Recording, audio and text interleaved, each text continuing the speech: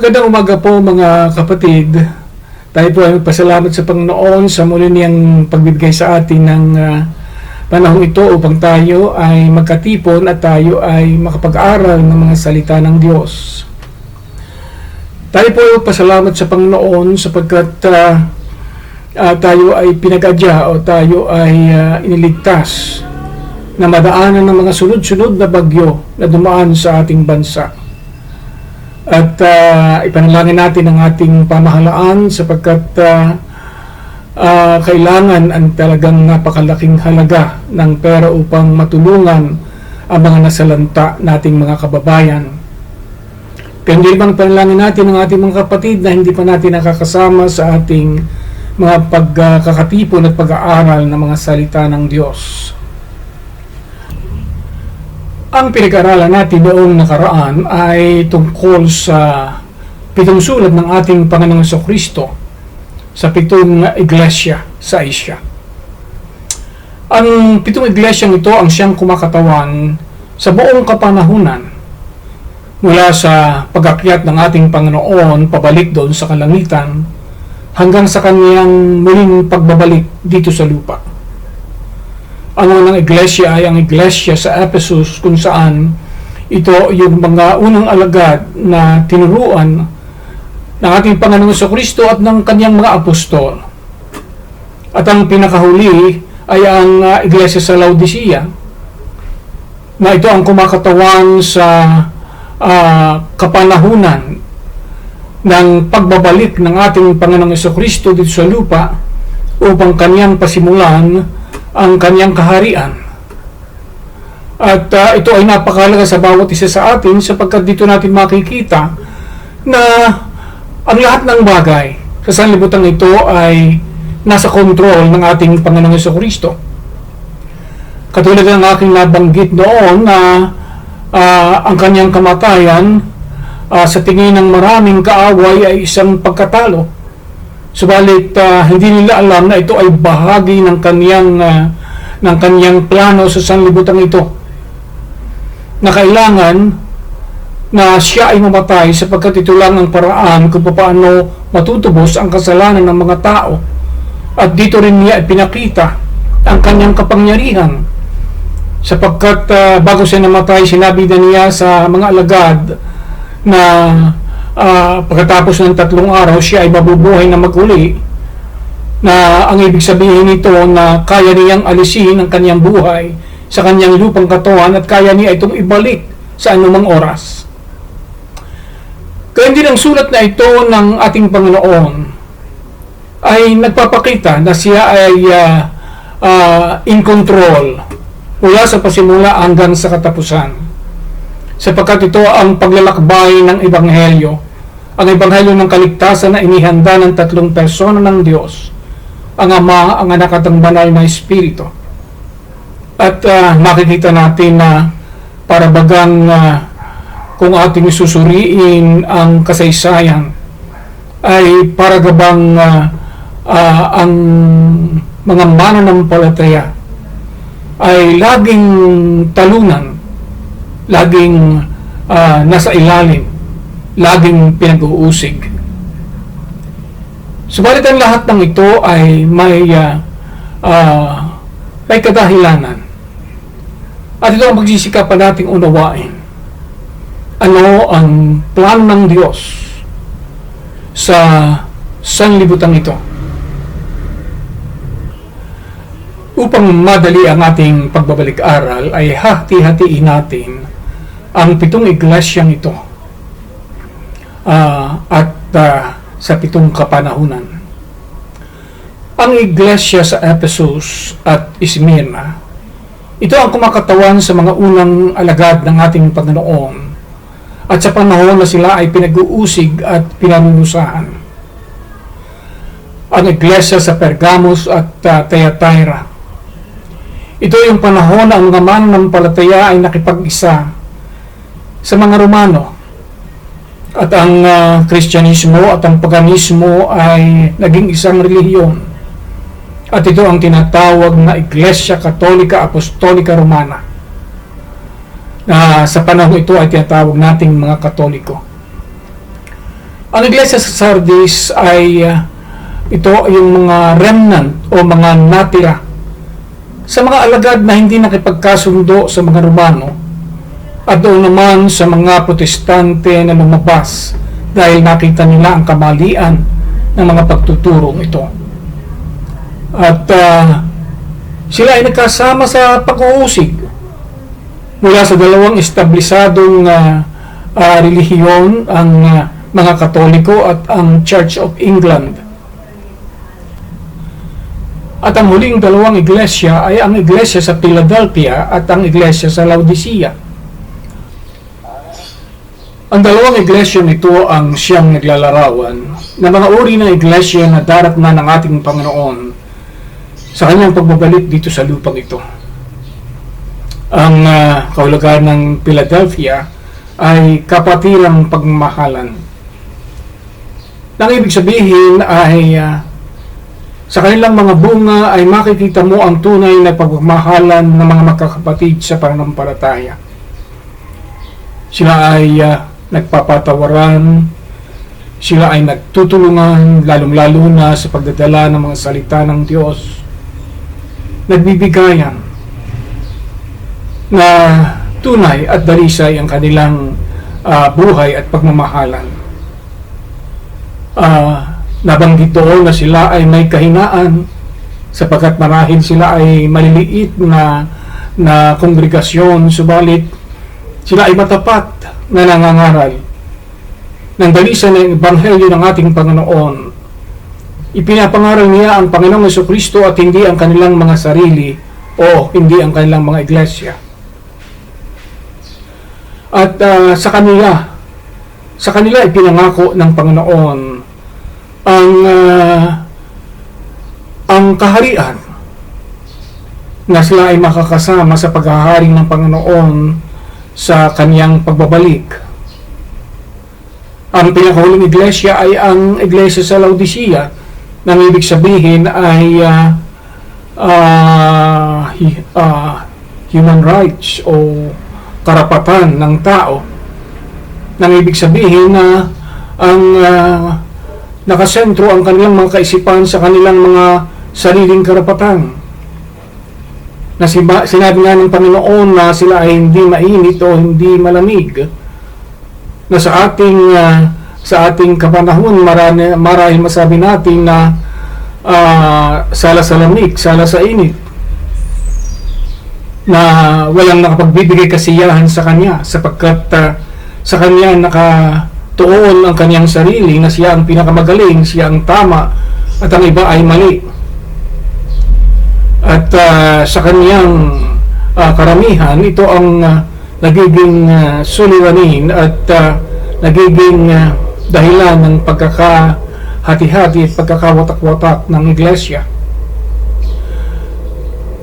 Subalit, makikita rin natin na sa kanilang sariling paniniwala na sila ay makapangyarihan, na sila ay mayaman, na sila ay dakila, na hindi nila kailangan ang iba, na nagpapakita ito ng mga iglesia na tunay na malakas, malaki at magaganda ang kanilang programa at sa kanilang paningin ay sila ang pinakamagaling. Subalit sa tingin ng Panginoon, sila ay maralita, sila ay dukha, sila ay hubad, sila ay bulag, sila ay patay. Dito sa panahong ito, ang sinasabi na bababa at darating ang ating Panginoong Jesucristo upang kanyang tipunin ang lahat ng mga tao, kaluluwa na sumunod sa kanya, na tatubos ng kanyang dugo upang sila ay makasama na niya at ihanda ang pagpapasimula ng kanyang kaharian sa sanlibutan ito. Subalit ang pinakamahalaga ay malaman natin kung paano na ang Ebanghelyong ito ay naging bahagi ng ating mga buhay. Paano tayo nagkaroon ng ating pananampalataya. ating pag-aaralan kung paano nakaabot ang mga pananampalatayang ito sa ating bansa, sa ating bansang Pilipinas. Bago dumating ang mga Kastila, ang mga Pilipino ay may mga forma na ng relihiyon. Bukod sa mga paniniwala ng mga native, ay mayroon ng dalang mga kanya-kanyang relihiyon ang iba't ibang mga tao na nakaabot sa ating lupain. Katulad halimbawa ng mga Indonesian, sila ay may relihiyong Mohammedanism, mga Muslim, relihiyon ng mga Muslim. Ang mga Inchik ay may Buddhism na dala-dala nila sa ating bayan habang sila ay nakikipagkalakal sa ating mga ninuno. Na dumating ang pananampalatayang Kristiyano, dala-dala nila ang Romano-Katoliko na relihiyon, sapagkat inakap ng bansang Espanya ang relihiyong Romano-Katoliko. At mayroong narinig ako sa television na sa isang taon, 2021, ay ang pinaka-500 taon na ang Pilipinas ay naging Romano-Katoliko. Ang ibig sabihin, sa loob ng 500 taon ay nahawakan ng relihiyong Romano-Katoliko ang kaluluwa ng nakararami sa mga Pilipino. At nang dumating ang mga Amerikano, ay dito naman nagpasimula ang pangangaral ng Ebanghelyo. Ang ilang mga denominasyon ng mga Protestante at mga Ebangheliko ay naghati-hati sa buong Pilipinas upang kanilang pasimulan na ihayag ang Ebanghelyo ng ating Panginoon. Mula dito ay nagsulputan ang maraming mga Pilipinong leader sa pananampalataya, at sila ay nagkanya-kanyang tatag ng kanyang mga sariling relihiyon at mga pananampalataya. Nagpasimula ang mga debate, mga pagtatalo-talo. At marami ang nakapagtayo ng mga malaki na samahan at iglesia. Sa panahong ito, ang dalisay na Ebanghelyo ng Diyos ay muling nakulayan ng iba't ibang paniniwala, iba't ibang doktrina, iba't ibang pananampalataya. Kaya mga Pilipino ay nagkahati-hati ng kanilang mga relihiyon, ng kanilang mga paglilingkod sa Diyos. Ang isang tipikal na Pilipino ay melting pot ng iba't ibang uri ng paniniwala at pananampalataya. Bagamat ang nakararami sa kanila ay mga Romano-Katoliko, sila ay nahahati rin sa iba't ibang paniniwala, pananampalataya. Marami sa kanila ang lumaking mga Katoliko, subalit bibihirang makapasok sa kanilang simbahan. Marami din sa kanila ang iba't iba ang kanilang mga debosyon, dinidebosyon. Mayroong mga deboto ni Black Nazarene ng Quiapo, mayroong deboto ng Santo Niño ng Cebu, mayroong deboto ng Immaculada Concepcion, at iba-ibang mga imahe na kinikilala nila na kanilang pinaniniwalaan na nakatutulong sa kanilang buhay. Ang iba naman ay mga nabuksan ang kaisipan sa iba't ibang mga relihiyon at pananampalataya. Meron mga sinasabi na sila ay mga charismatic movement.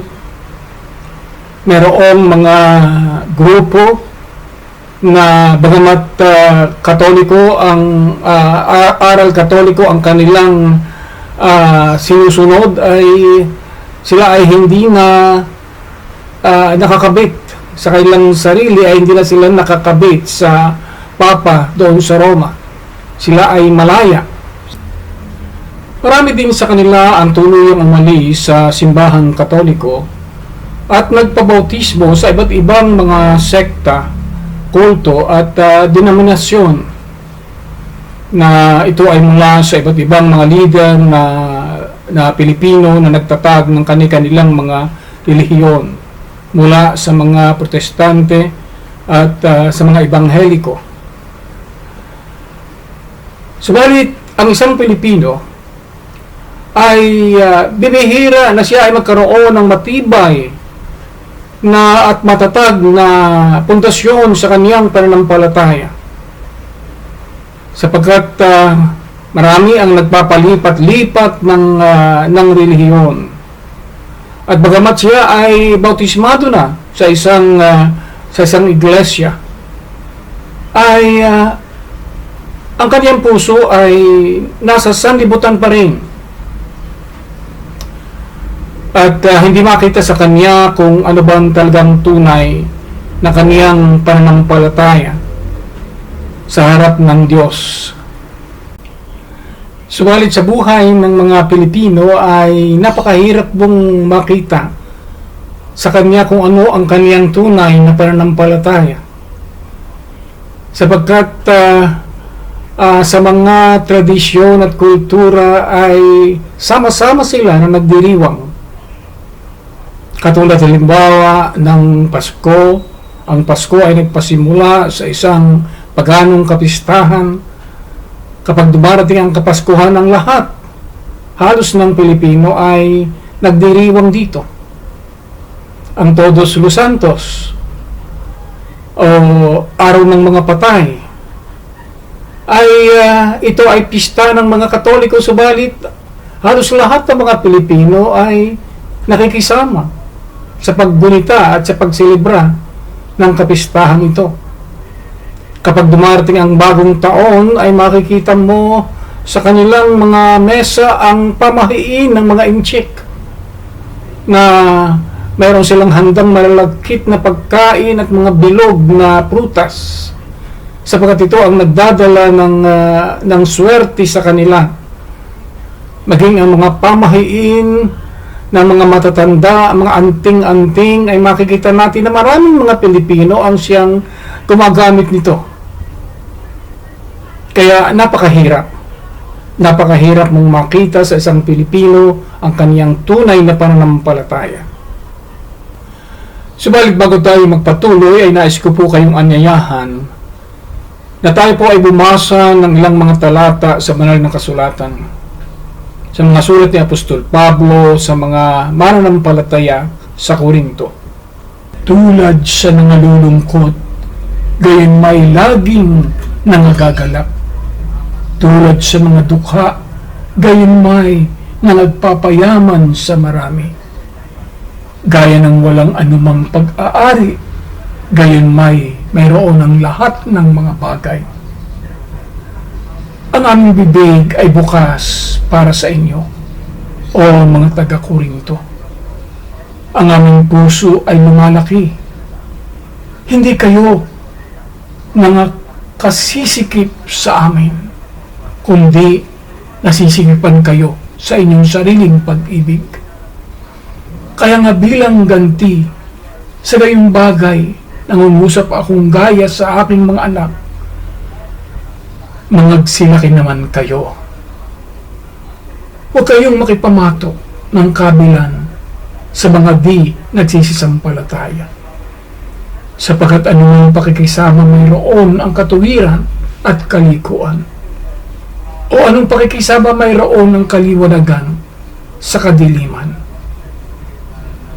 at anong pakikisama mayroon si Kristo kay Belial, o anong bahagi mayroon ang sumasampalataya sa di sumasampalataya, at anong pakikipag-aysa mayroon ang templo ng Diyos sa mga Diyos-Diyosan, sapagkat tayo'y templo ng Diyos na buhay, Gaya ng sabi ng Diyos, mananahan ako sa kanila at lalakad ako sa kanila at ako'y magiging kanilang Diyos at sila'y magiging aking bayan. Kaya nga magsialis kayo sa kanila at magsihiwalay kayo, sabi ng Panginoon, at huwag kayong magsihipo ng mga bagay na marumi at kayo aking tatanggapin. At ako sa inyo'y magiging ama at sa akin kayo magiging mga anak na lalaki at babae, sabi ng Panginoong makapangyarihan sa lahat. Pagpalain tayo ng Diyos sa pagkabasa ng kaniyang mga salita. Ito po ay sulat ni Apostol Pablo sa mga mananampalataya doon sa Korinto. At kung ating pong susuriin sa kaniyang mga pananalita, ay parang may kaunting reklamo siya sa paglago ng mga mananampalataya doon sa Korinto.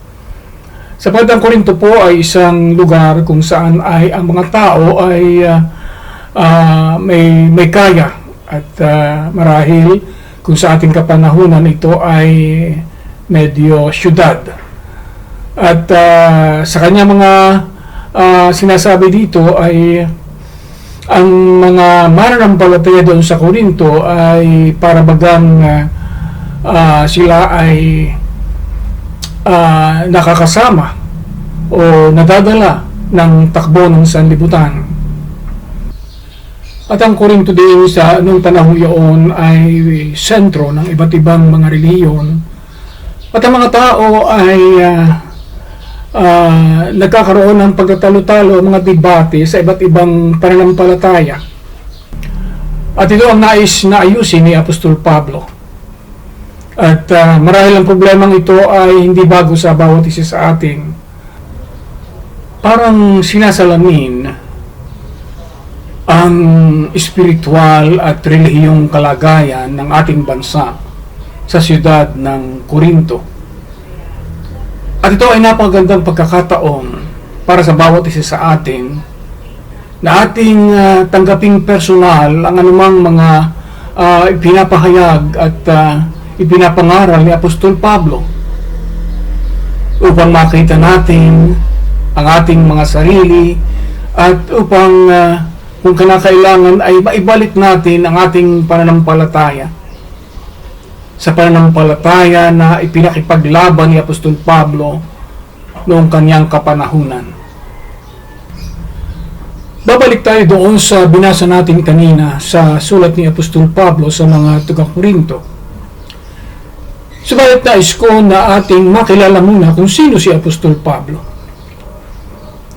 Si Apostol Pablo ay galing sa isa sa matuwid na tribo ng Israel. Siya ay isang Pariseo, pinakamatuwid na relihiyon sa Judaismo. Siya ay galing sa isang marangal na angkan. Nag-aral sa isang sikat na tagapagturo. Siya ay isang abogado. Marangal ang kanyang pamumuhay at siya ay kinikilala ng mga tao sa kanyang kapaligiran. Siya ay sinusunod. Ang katotohanan ay bago niya nakilala ang ating Panginoong Jesucristo ay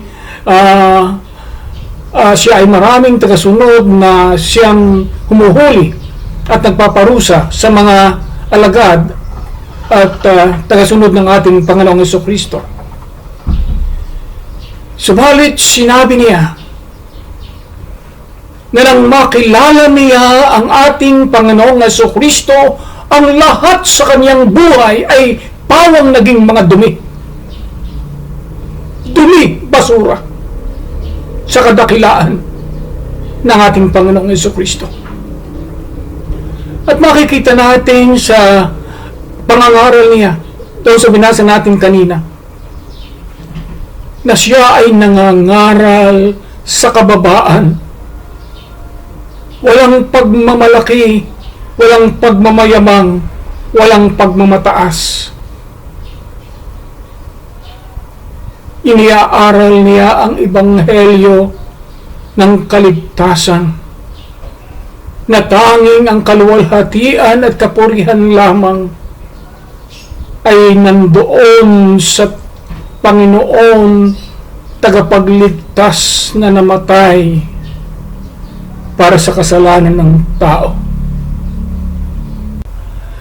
Inilatag ni Apostol Pablo ang tamang protokol sa pangangaral ng ebanghelyo ng Diyos. Una, dapat ang magtulak sa isang tao na ipangaral ang ebanghelyo ay ang pag-ibig ni Kristo. Hindi sa ano pa mang bagay, hindi upang dumami ang kanilang bilang sa kanilang iglesia, kundi upang iligtas ang mga kaluluwa sa kaparusahan doon sa impyerno dahilan sa mga kasalanan. Pangalawa, dapat ang isang mangangaral ay tumayong magulang na nagmamalasakit sa kanyang inaaralan. Akayin ang kanyang mga anak sa pananampalataya, sa kabanalan, sa katuwiran, sa mabuting buhay, mabuting pakikipagkapwa, hindi upang sila'y pagsamantalahan. Pangatlo, upang sila'y palaguin at patibayin sa kanilang pananampalataya at pagkakilala sa ating Panginoong Jesucristo, na makita nila ang pagkakaiba ng tama at maling paniniwala at pagkilala sa Diyos. Katulad ng pagkakaiba ng dilim at liwanag, ng puti at ng itim, ng buhay at ng kamatayan. At pang-apat, upang akayin ang mga mananampalataya mula sa sanlibutan ito na nababalot ng kadiliman at kasalanan, na ang pinapanginoon ay ang kayamanan, ang mga material na bagay, patungo sa pamilya ng Diyos, na kung saan sila ay nasa pagkalinga at proteksyon ng Diyos Ama sa langit, upang sila ay maging mabuting pamilya, bahagi ng pamilya ng Diyos, na naglilingkod ng buong katapatan. Marahil ito ang kasagutan sa katanungan na bakit ganito ang nangyayari sa ating sanlibutan, na ang buong mundo ay nababalot ng salot, na halos wala nang magawa ang mga tao, at nadadagdag pa ang iba't ibang mga sakuna, mga kalamidad na nangyayari particularly sa ating bansa na tinatawag na nag-iisang Kristiyanong bansa sa silangan. Ganito ba magmahal ang Diyos? Hindi ba sinasabi ng mga kasulatan, kung ang anak ba ay humingi ng tinapay, bibigyan siya ng bato? Kung siya ba ay humingi ng isda, bibigyan siya ng ahas? Ang Diyos ay pag-ibig, at ang lahat na kanyang tinanggap na anak ay kanyang minamahal.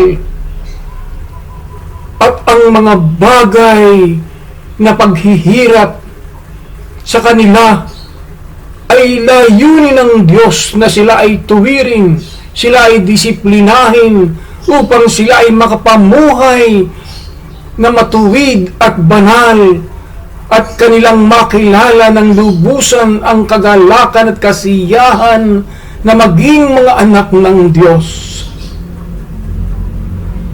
Marahil ang kadahilanan ng ating bansa na tinatawag na kaisa-isang Kristiyanong bansa sa silangan ay wala sa pagkalinga ng Diyos Ama sa langit.